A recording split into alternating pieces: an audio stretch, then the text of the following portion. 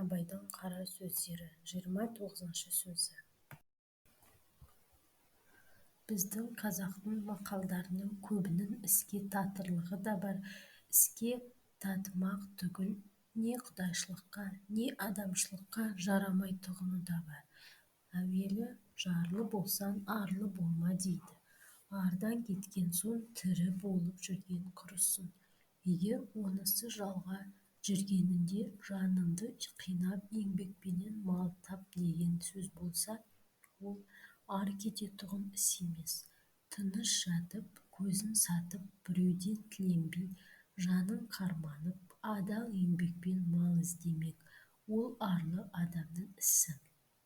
Қалауын тапса қар жанады, сұрауын тапса адам баласының бермейтіні жоқ деген ең барып тұрған Құдай ұрған сөз осы.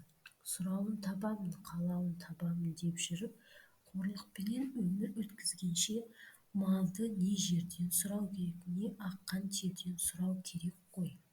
Атын шықпаса жер өрте дейді. Жер өртеп шығарған атының несі мұрат? 100 күн атам болғанша, бір күн бура бол дейді. Тәңірге жазып мінбей түспей, арып шөмеңдеп, диуаналықпен бір күн болған буралық неге жарайды? Алтын көрсе періште жолдан таяды дейді. Періштеден садаға кеткір-ай, періште алтынды не қылсын?